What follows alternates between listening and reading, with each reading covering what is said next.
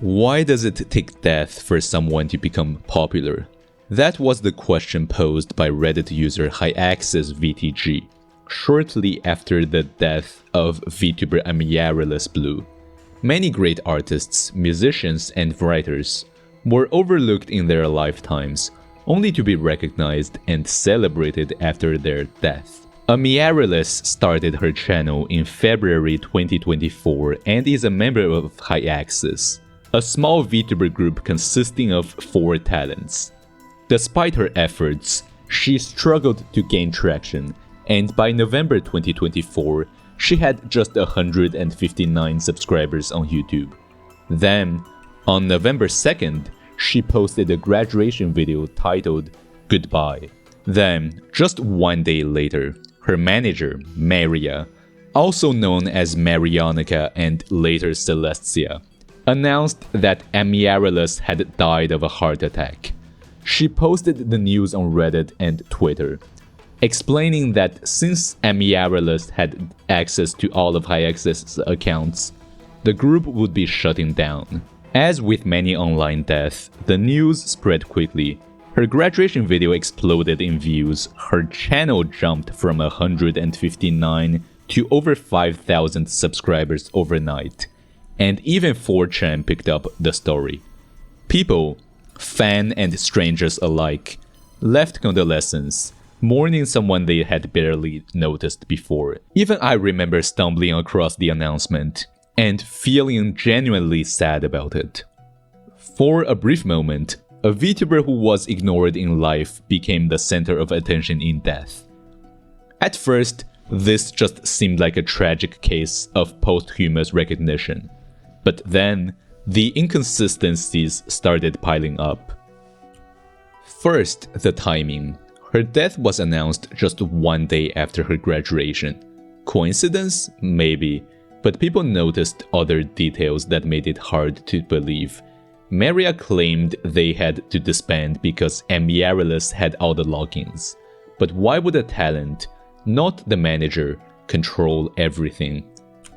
Then there was the HiAccessVTG Reddit account, the same one that announced Amiaryllis' death. It had never posted about any other members of the group. Only Amiaryllis, almost as if she was the only one running it. But the most bizarre part? How Maria handled the announcement. Despite having access to Amiaryllis' YouTube channel, Maria never posted the news there, where her actual audience was. Instead, she took it to Reddit and Twitter, where the story could reach a much broader audience. Why not inform her actual audience directly? It almost seemed like she wanted attention from a broader audience rather than just Amiaryllis' existing fanbase. Typically, when a content creator passes away, their friends or family will post a video or message on their channel to notify their viewers. Here, nothing. And if Maria had access to Amiaryllis' YouTube account, why did she say Amiaryllis was the only one with access to everything? If her absence meant shutting down HiAccess, shouldn't Maria have been locked out too? But the biggest red flag wasn't just what Maria said, it was how she reacted to the attention Amiaryllis was getting after her death. Instead of mourning, Maria seemed annoyed by the sudden attention. People hate me for speaking the fucking truth. Like, the fuck is this? She's already gone and only now are people caring. Alongside this, she posted a screenshot of Amiaryllis' channel from YouTube Studio, which only the account owner should have access to. Then, on Reddit. Earlier today I posted the announcement that Amiaryllis Bloo died. Now, mere hours later, and she's gone semi-viral. The post has over 1k upvotes, and her graduation video now has 1.8k views. As of writing this, I just don't understand why the algorithm works this way.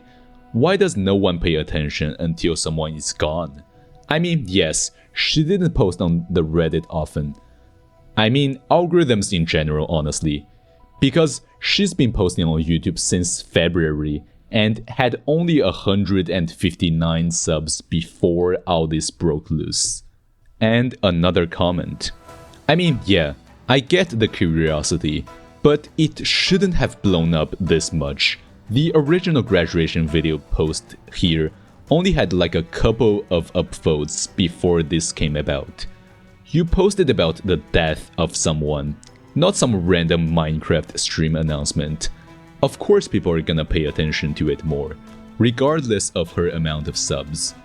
Not grief, not sadness, just frustration that she wasn't recognized sooner. Almost like she wasn't mourning, she was observing. A month later, on November 30, Maria uploaded a tribute video. But rather than posting it on Amiaryllis' channel, she put it on her own, a small channel called Celestiverse Production. Why not share it where Amiaryllis' actual fans could see it? At this point, it was just odd behavior. Because even if Amiaryllis and Maria were the same person, what was the end goal? Faking a terminal illness on the internet for sympathy is one thing. We've seen that before, but faking your own death? How do you even benefit from that? On February 23rd, 2025, after 4 months of complete silence, a video titled "We Need to Talk" appeared on Amiaryllis' channel. In it, she revealed that she was alive. The Reddit account HiAxisVTG, the same that originally announced her death, was the first to post about it in a now deleted post. In the video, Amiaryllis explained that she was revived in the ambulance and taken to a hospital.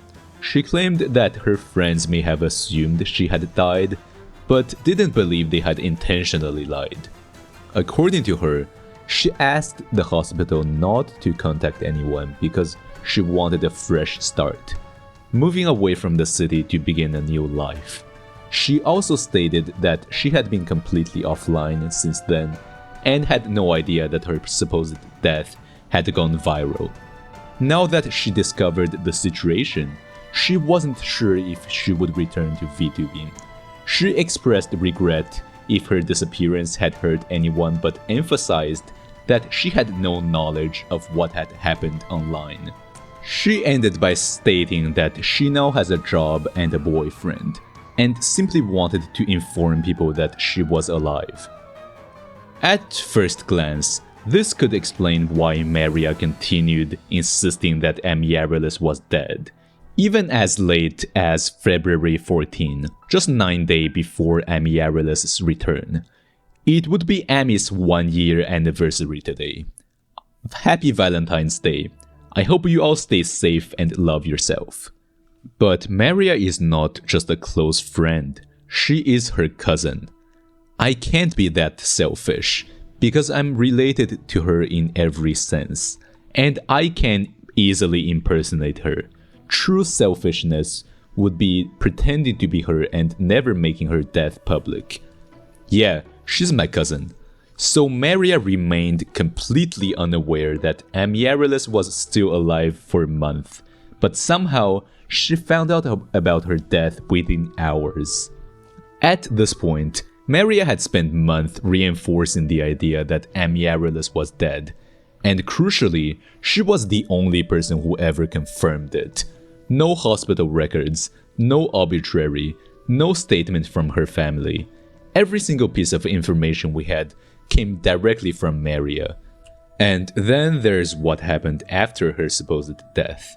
Just 2 weeks after HiAxis disbanded, Maria announced that the remaining members would be joining a new VTuber agency, Luminary Idol Project. She even used the HiAxis account to promote it, likely trying to capitalize on the surge of attention from Amiaryllis' passing. But that never went anywhere. The three never debuted, and the project seems abandoned. The last time anything was posted about it was December 5th. Why? Well, maybe Maria thought Amiaryllis' death would give the project the boost it needed. But when that didn't happen, she lost interest. After all, people weren't here for the group. They were here for Amiaryllis. And Luminary Idol project itself? Pretty bizarre. It had 3 members, all debuting on October 4, but only one, Yuki Hoshino, was constantly active. The other 2 uploaded 1 video each, and then never posted again. It's almost like Yuki was the only real person. Why create an agency with 3 people if only one of them is actually going to do anything? And then, on November 19, all activity just stopped. And then, just 4 days later, Maria herself debuted as a VTuber under a new name, Noir Celestia. She rebranded, claimed to be part of a new agency called Celestiverse Production. Well, hello, new VTuber on the scene, name's Marionica. I've been doing content creation on and off for a while, but I want to take it seriously from now. I will work hard to make you happy. Effective immediately, I will be rebranding to Noir Celestia. I am also under new management of the agency Celestiverse Production. Please continue to support me in the next step of my journey. And guess what? Celestiverse Production is the exact same channel where Amiaryllis Bloo's tribute video was uploaded by Maria. One particular message from Maria made me wonder if she and Amiaryllis were actually the same person. I'm going to private all of her content tomorrow when I get on PC. This virality, although honestly it's probably something she would want, it's quickly becoming something that will threaten my safety. There will always be doubters, and the words I was told back in November still haunt me. If this goes truly viral, people much more obsessed than I am will want to ruin you. This was particularly strange, because this exact quote wasn't just something Maria was told. It actually comes from an anonymous Fortune post directly addressing Amiaryllis. Remember the Fortune thread about Amiaryllis' death? Well, the post came from there. After an hour of digging, I feel pretty confident that this girl is alive, and anywhere from extremely lonely to some kind of autistic schizo. The more likely case is that she had been inventing OC friends for months prior to the formation of High Axis, decided to take it into next level LARP territory. In addition to the above coincidence/tragedies, weirdness of the manager's posts on Reddit, including suddenly going quiet once she was downvoted, etc. Evidence. A couple months prior to High Axis, she had an account that copy-pasted various OC female avatars on the internet memes videos, with Ami as the central focus. All 4 VTubers not only sharing the same art once, but having arbitrarily matching avatars across months, which regularly change. All 4 VTubers doing nearly the exact same content, and with nearly the exact same gaps. In the month of June, most of them were absent, but 3 of 4 decided to do a quick check-in video on June 15th. The lack of human-like interaction between them.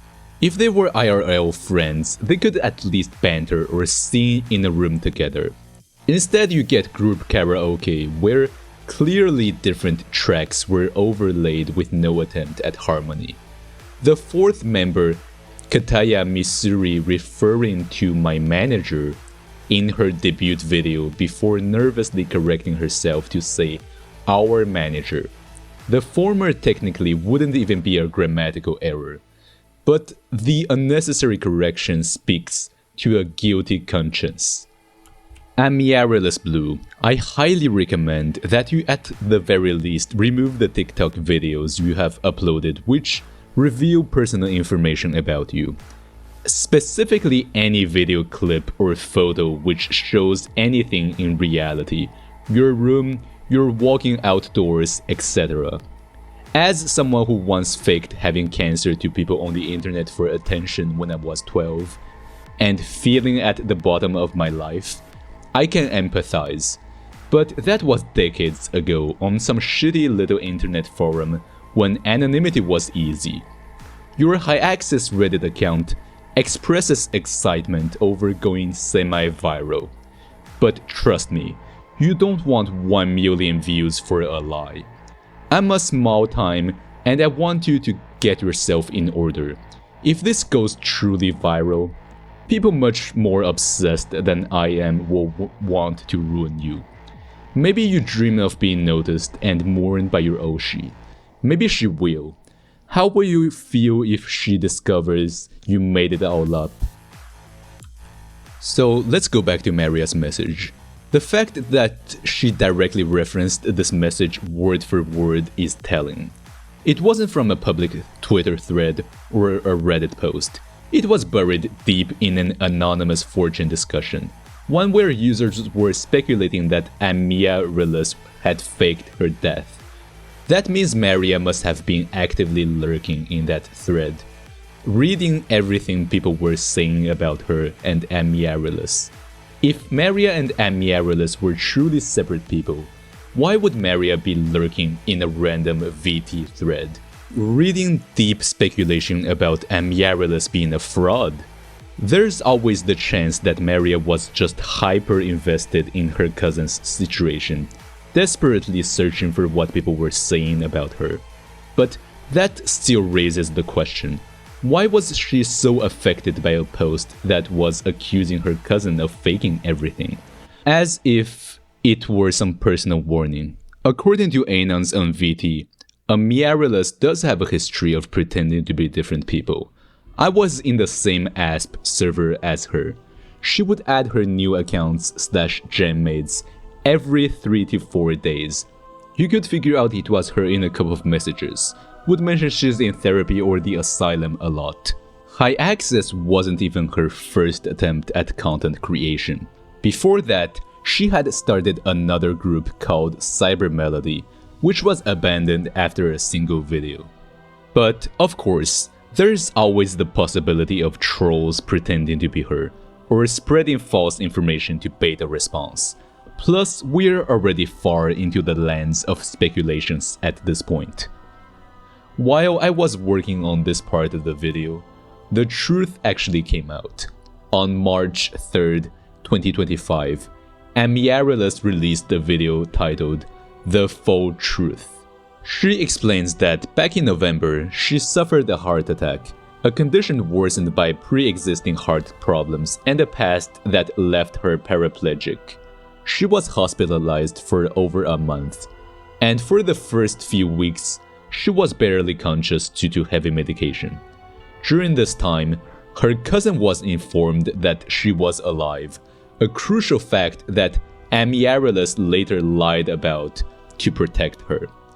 But she later discovered that it was her cousin who initially spread the false news of her death. Amiaryllis first became aware of the rumors in mid-December, but she was still too weak to respond. She assumed the situation would remain contained within her small community and chose to ignore it while she focused on recovery. She didn't realize that the news had gone viral. By January, when she had recovered enough to address it, it was already too late. Her death had been widely accepted as fact. People were mourning her, tributes were being made, and she was essentially watching her own funeral unfold online. She confronted her cousin, calling her out for what she had done, but the situation became even more shocking when Amiaryllis discovered that her own parents had known about the deception the entire time, and went along with it. Why? Because they saw an opportunity to make money.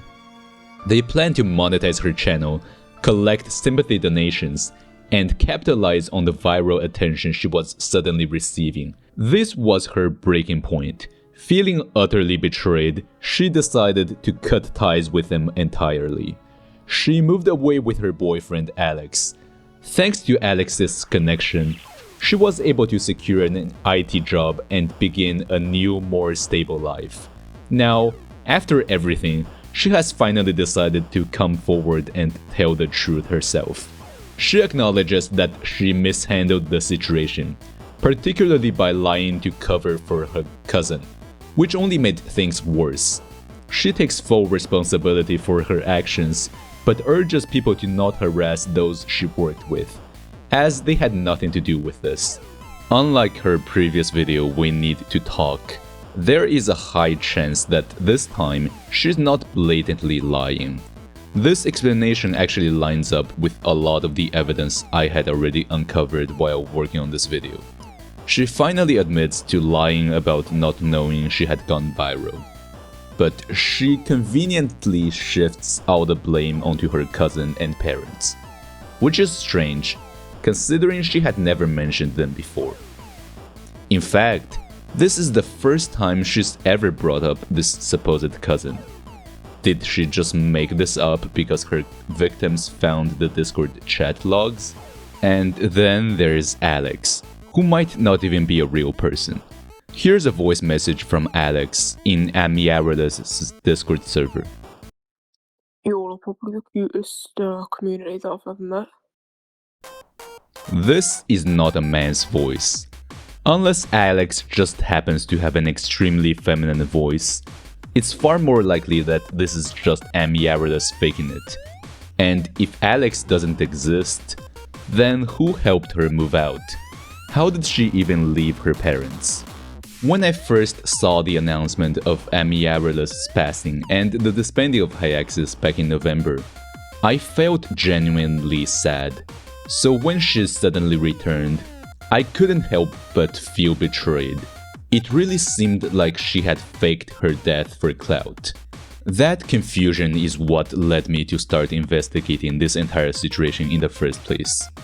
The goal of this video was never to expose anyone.